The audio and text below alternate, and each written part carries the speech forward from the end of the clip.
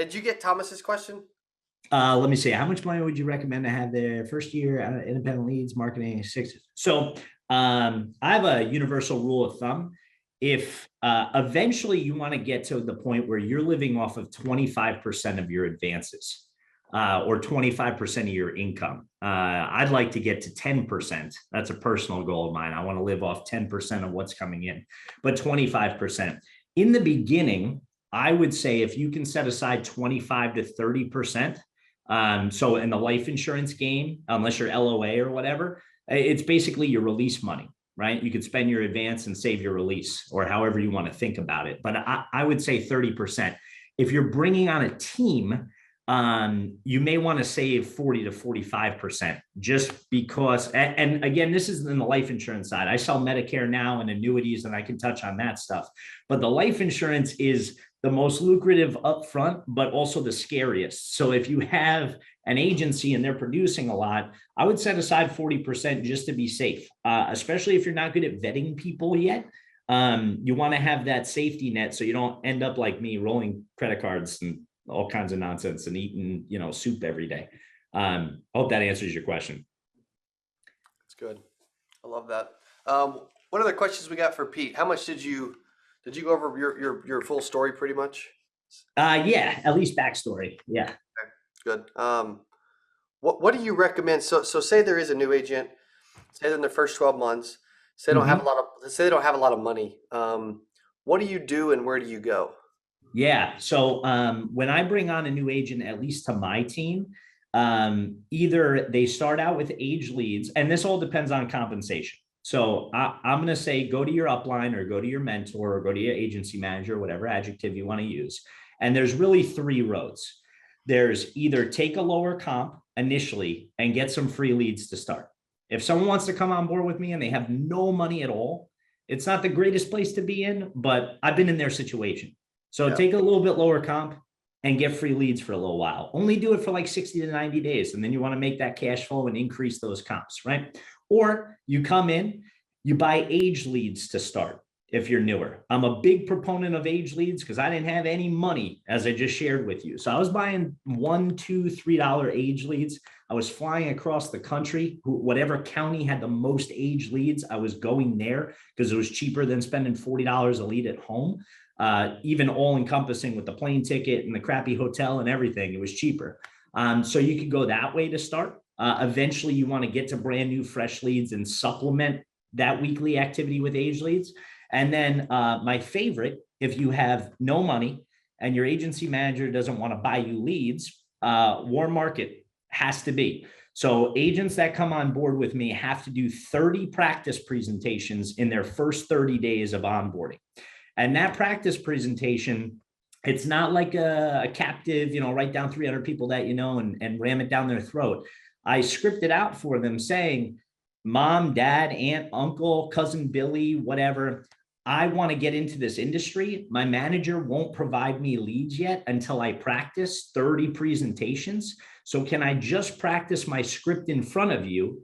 I'll go through the whole thing. I'm going to try to close you. You don't have to buy anything, but I have to practice and then give me some feedback on how I did. So that way I can take this back to my manager. And after 30 and 30 days, he's going to provide me some leads. I have them blame it on me, right? As their upline or whatever.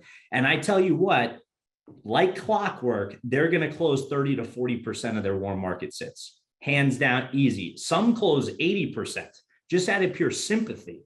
They're like, oh, take a look at my policy. I don't know. You could save me a couple bucks. Great, whatever.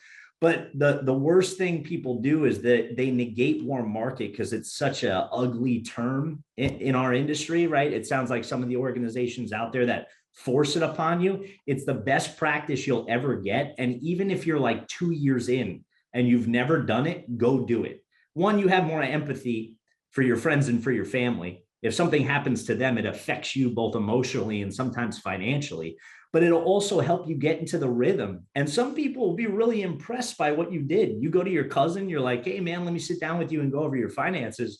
They're like, holy cow, man, James is smart, right? Because you never did it before.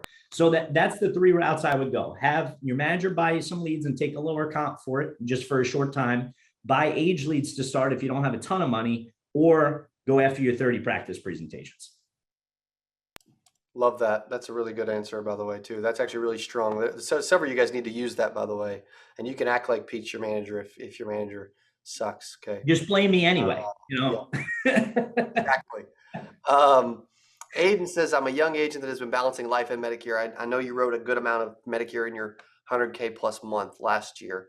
How have you been able to balance both so successfully? Any tips? Yeah, so I would, especially if you're relatively new and you're having trouble with, I call it new shiny toy syndrome, right? Someone's going to say Medicare is the best or annuities are the best or whatever. Plan on, if you can, right? We got AEP upon us. Plan on just cross-selling life. Don't focus on it. I know there's rules and regulations about MAPDs and stuff. If you get in a med subsit, cross-sell it. If not, schedule another appointment. Focus on Medicare now because it's selling season. If you can. Some people can't live 7 weeks without a paycheck, right? Because we all get paid in January or February with our renewals.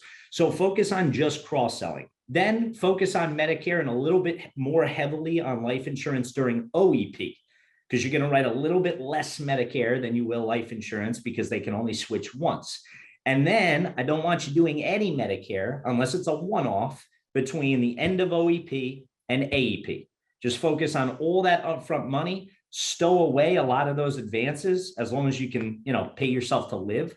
But focus just on selling season. Do that for a year or two, and then you can play with it. I'm a big proponent of ROI tracking. I have my own ROI tracker that I gave at the roadshow.